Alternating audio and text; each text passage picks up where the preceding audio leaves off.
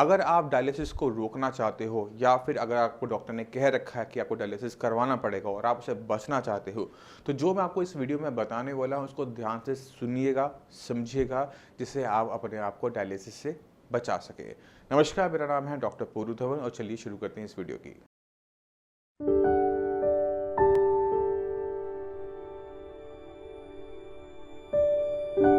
किसी भी पेशेंट को डायलिसिस की ज़रूरत तब पड़ती है जब हमारी खुद की डायलिसिस मशीन खून को साफ करना कम कर देती है या बंद कर देती है। यानी हमारी खुद की मशीन क्या? किडनी। जब हमारी किडनी खून को साफ नहीं कर पा रही, उसमें जो क्रिएटिनिन है, उसमें जो यूरिया है, जो उसमें पोटेशियम है, उसको शरीर से बाहर नहीं निकाल पा रही, तो क्या होता है कि गंदगी हमारे शरीर में इकट्ठी होनी शुरू हो जाती है।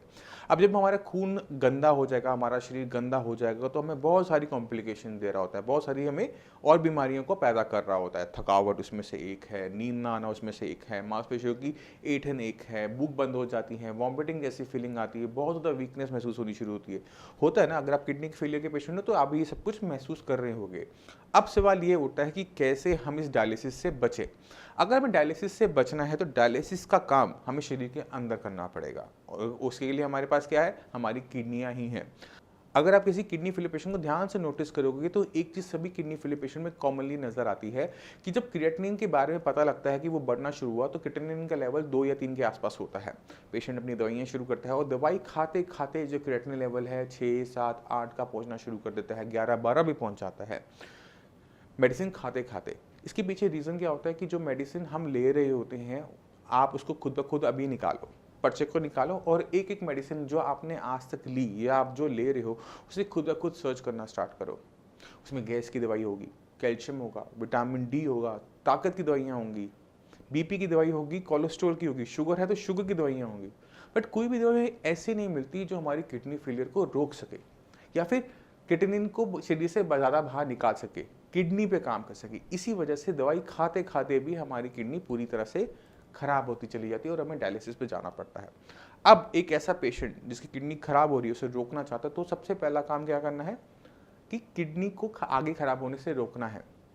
मान लो कि क्रिएटिनिन लेवल आपका 4 है, 4 पे मतलब तकरीबन 60% किडनी हमारी काम नहीं कर रही, मगर 40% काम कर रही है। तो ये जो क्रिएटिनिन का लेवल 4 है, तो सबसे पहला काम क्या करना कि 4 से 5 पर ना जाए, तभी वो नीचे आएगा। दोनों काम साथ साथ तो हो नहीं सकते कि वो बढ़े भी और घटे भी, दोनों काम तो साथ साथ होंगे नहीं। तो सबसे पहला काम उसे बढ़ने से रोकना।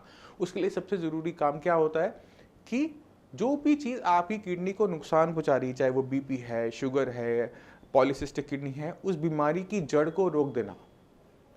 अगर आपने बीपी को कंट्रोल में कर लिया, शुगर कंट्रोल में कर लिया, जो किडनी के ऊपर गांठें बनी, कुछ भी जो बन रहा है उसको आपने रोक दिया, तो किडनी आगे नुकसान उठाएगी?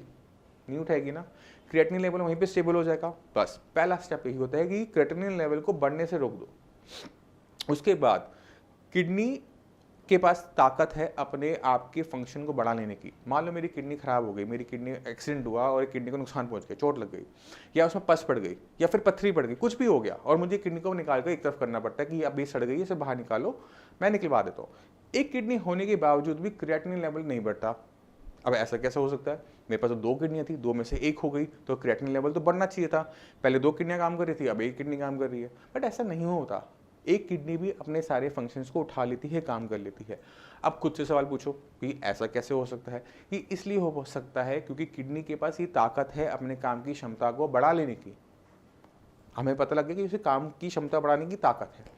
क्या हाँ, इसको हम हर किडनी फेलियर पेशेंट में इस्तेमाल कर सकते हैं?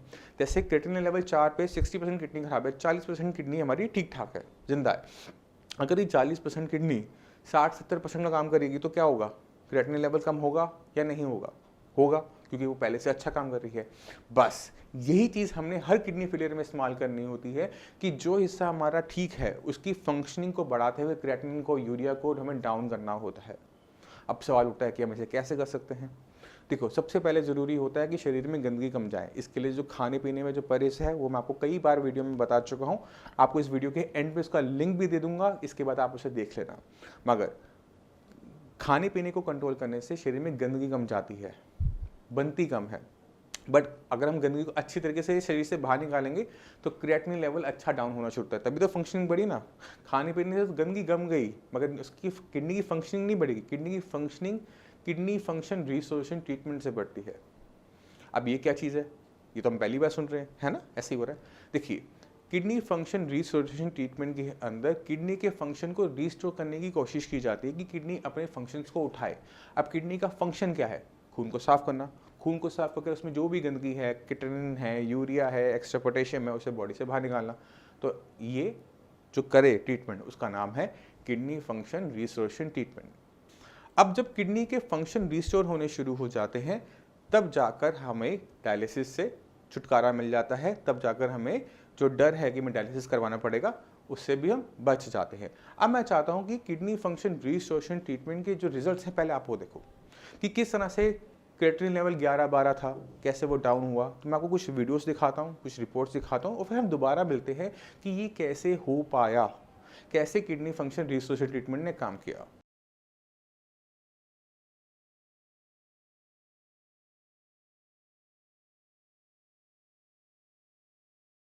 तो अख्तर जी, किडनी आपकी खराब हो रही है, वो कब पता लगा था? 15 दिन पहले। 15 दिन पहले जी। 15 दिन पहले आपके किडनी के लेवल क्या थे? 9.1। 9.1। जी सर। और दिक्कत क्या महसूस कर रहे थे उस टाइम में? उल्टी आना, चक्कर आना, टेम्परेचर बढ़ना, बीपी। बुखार भी था उस टाइम जी आपको? सर। और कहीं और दिखाया था आपने यहाँ आने से पहले? जी, प्राइवेट हॉस्पिटल, अच्छा, जहाँ डायलिसिस के लिए बोला गया था। डायलिसिस के लिए बोल दिया था जी आपको। सर। तो आपने सिर्फ 15 दिन का ट्रीटमेंट लिया है। अब आपका लेवल क्या है? अब सर मेरा लेवल है 1.67। 1.67। अब बॉडी में कोई दिक्कत महसूस कर रहे हो? नहीं सर, बिल्कुल बेहतर और बेहतरीन। अब काम पे जा पा रहे हो, नहीं जा पा रहे? जी, अब तो जा रहा हूँ मैं। कब से जा रहे हो काम पे? 4-5 रोज हो गए। 4-5 दिन हो गए, काम भी शुरू कर दिए दोबारा जी से? सर। ये तो बहुत अच्छी बात है।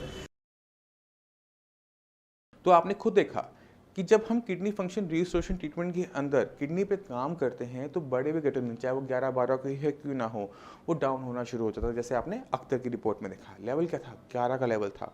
अभी क्या है? नॉर्मल। कैसे हुआ? जब हमने किडनी पे काम किया। तो हर किडनी फेलियर पेशेंट को अपनी किडनी पे काम करना चाहिए, उसे छोड़ नहीं देना चाहिए। जो गलतियां आप ट्रीटमेंट में करते आ रहे हो, उसे दोहराने की ज़रूरत नहीं होती, उसमें सुधार की ज़रूरत होती है। अभी एक पेशेंट नहीं थे अख्तर, उसके बाद मोइनुद्दीन का आपने देखा होगा कि किस तरह से लेवल कहाँ से कहाँ पहुँच गया। तो अब इतने सारे पेशेंट को देख के हमें क्या समझ में आता है? हमें ये समझ में आता है कि क्रिएटिनिन को डाउन किया जा सकता है, किडनी को बचाया जा सकता है, डायलिसिस से बचा जा सकता है, और चल रहे डायलिसिस को भी रोका जा सकता है अगर हम अपनी किडनी पे काम करना शुरू करते हैं। तो जिस तरह से लाखों पेशेंट ने अपने को फ़ायदा उठाया है, अपने डायलिसिस को रोका है, अपने क्रिएटिनिन को डाउन किया है, आप भी कर सकते हैं।